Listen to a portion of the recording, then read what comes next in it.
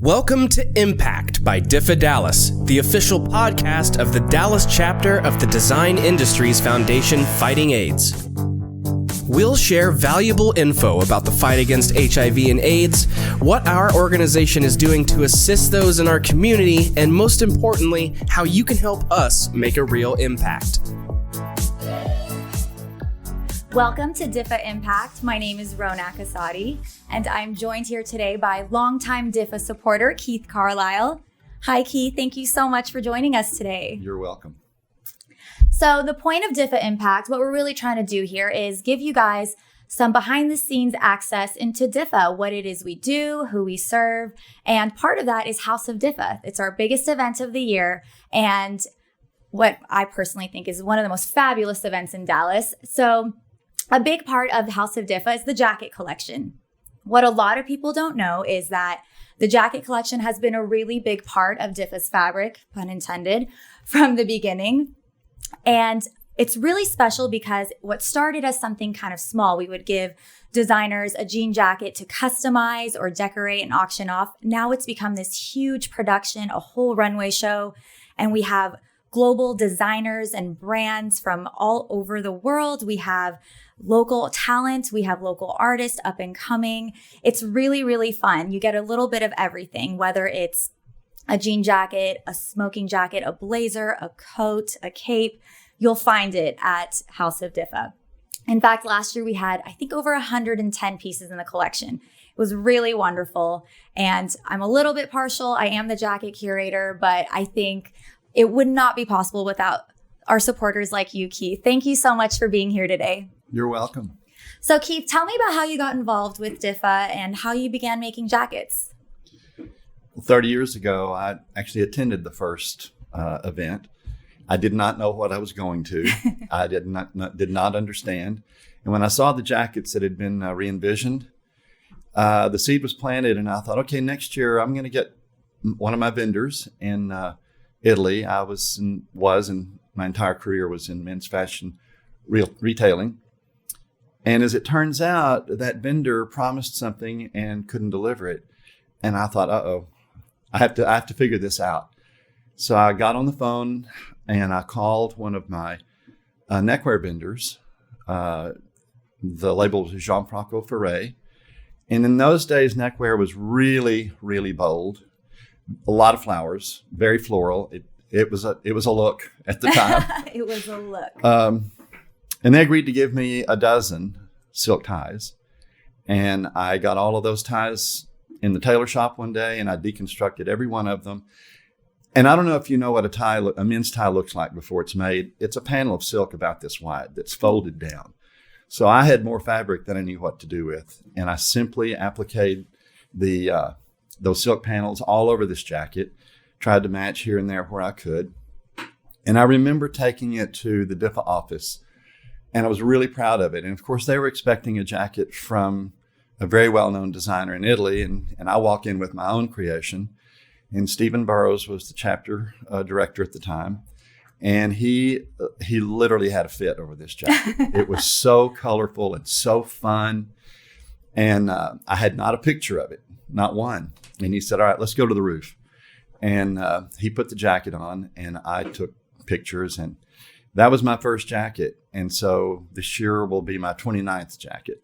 29th, that's amazing. I had held the record, or I was tied for the record with Kenneth Cole for many years. And then Kenneth Cole stopped participating at some point, and suddenly I was the one. And I'm like, okay, I have to keep doing it now because I always want to be number one. And so it'll be a lot of fun. I've always included denim in my jacket, no matter what the theme was. I love that. Well, it's the roots of the organization. It's the roots of the event, actually, is what I meant to say. Yeah. I mean, it started out just jean jackets, very simple. They were auctioned off. And then a couple years later, it became a fashion show. Then a couple years later, smoking jackets and then blazers. And now it's men's, women's. You know, it's so all encompassing. It's so incredible. And it's amazing that you've been a part since the beginning. You are our longest tenured designer and contributor. And we thank you for that, Keith. Thank you. I was very honored that they said okay, because, you know, the people that were represented in that collection were Giorgio Armani, Calvin Klein, Donna Karan. The list goes on. It was very long. And precious few local designers. And, then some television shows got involved in some wardrobing departments like Will and Grace at one point over the years. They began designing jackets. But I always got the call every year. Someone would call me or I'd get a letter and say, would you do another jacket? I'm like, of course I'll do another jacket. For me, it's a huge honor. And it's a labor of love for me. And there's a lot of reasons, obviously, for the funds raised to help people living with HIV and AIDS, and also for the research and all of the different things that DIFFA does for exactly that community. How we do it. Yeah. I think a lot of people, they think, oh, House of DIFFA, it's this fabulous event, which it is. But the reason why we all do what we do is to raise money for these HIV AIDS organizations. Absolutely. For people impacted by HIV AIDS. And it's kind of crazy to think that something that you conceptualized and you created ends up becoming funding for someone to get transportation to a clinic or to get antiretroviral medication or a meal or to provide education. It's really that black and white. And that's what's really amazing about it. Well, and also when you think about the myriad of ways those funds are distributed, and for reasons one would never think of, and you just mentioned a couple of them, it could be transportation.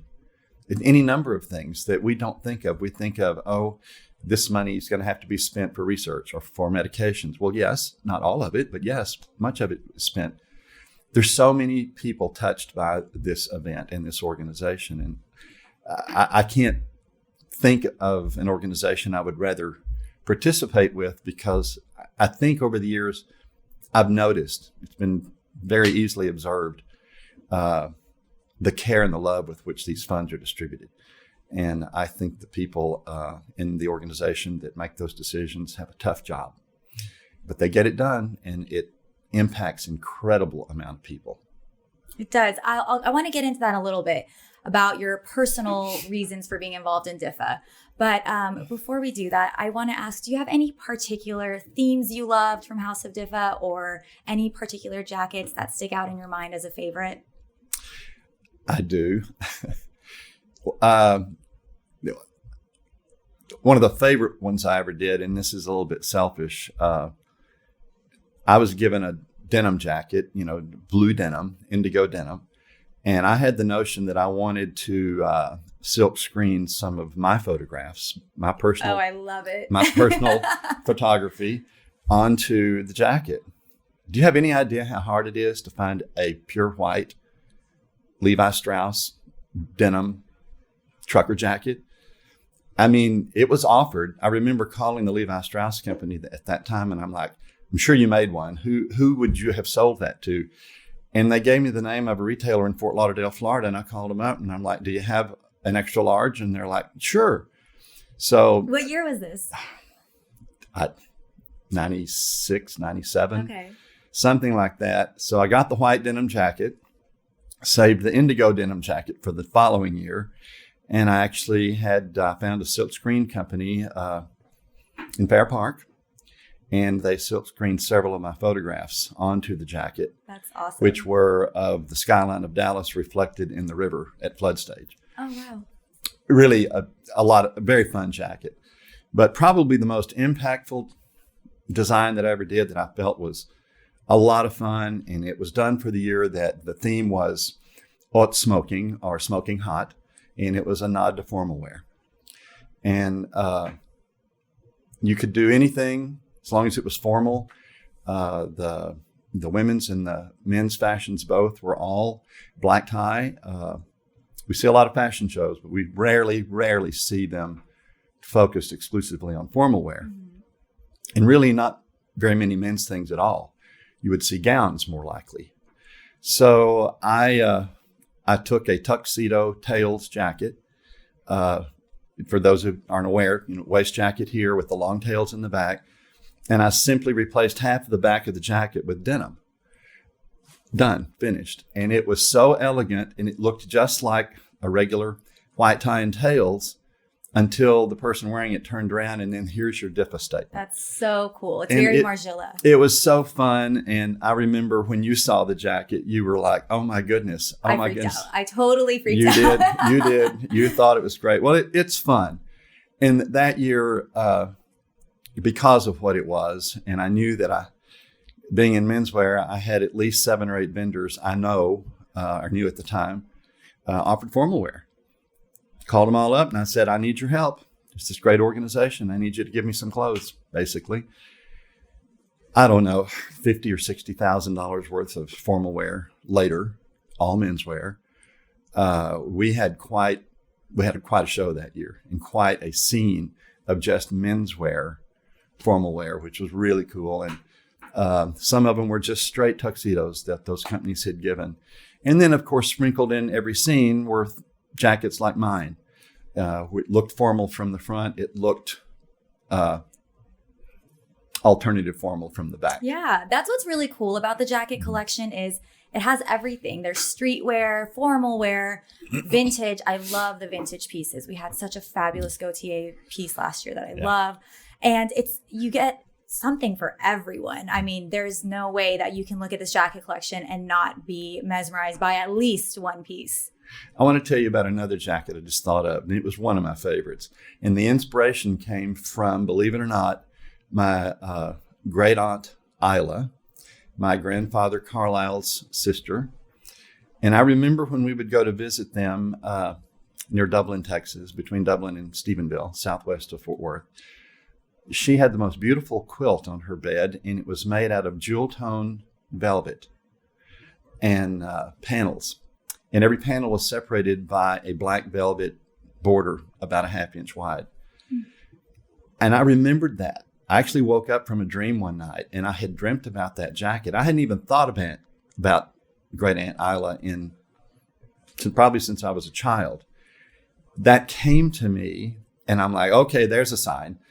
And I go to the fabric store and I bought, emerald green and burgundy and royal blue and just really deep blues and a small bolt of black velvet. And I began to cut the pieces up and I took it to the seamstress and I told her what I wanted her to do. And she's like, what? She's like, this is going to weigh a ton. I'm like, I don't care. I had this dream. We just need to do it. And I'll never forget at the preview party, there was a lady looking at that jacket and she asked if she could put it on. And so they, of course, said, of course you can put it on. And at the event, I saw that woman buying that jacket. She loved it. And it was just cool because that was something that totally unexpected. Mm-hmm. Believe me, that came out of the blue. I don't know how the inspirations come about, but that one was from a dream. That's very cool. I love the insight into the creative process. It was really a phenomenal thing. I'm not even sure that my parents know that's where that particular jacket came from.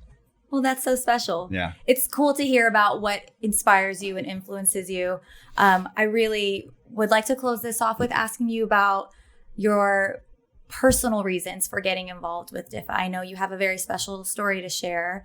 Why is it that you continue to come back year after year?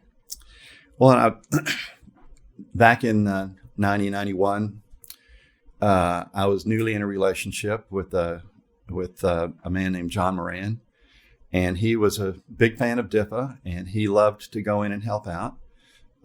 This was before most people had emails, so John would go in and stuff envelopes. All our correspondence in those days was going out through the U.S. Postal Service, and he was a big fan of Diffa. He knew that at least indirectly he could benefit because he had HIV and he did not survive it. 7.5 years later, John had an episode that he did not survive. So for me, it's a very personal thing to continue contributing because, he was one of tens of thousands of people that were affected and are affected. And even though he was my partner, for me, I do this for all those people who I still, in my heart, I feel are my partners too. That's amazing. Thank you so much. You're welcome. So much for sharing your story. We could not do this without you. It's such a testament to who you are. And in memory of John, we will continue to do this. And I hope you will continue to contribute. It's not just about buying a jacket. It's about really, like we were talking about, giving to these organizations that help people affected by HIV/AIDS. Oh, it's a little emotional, but I thank you so much. So much, Keith. You are a treasure. You are so special to us. And a little emotional. But if you are looking for the jacket collection, we will be doing a preview party a month before the event. All the pieces will be photographed for the program book. I heard there are some fabulous pieces coming in this year. Stay tuned, and we will see everyone at House of DIFFA 30th Extravaganza. Thank you. Welcome.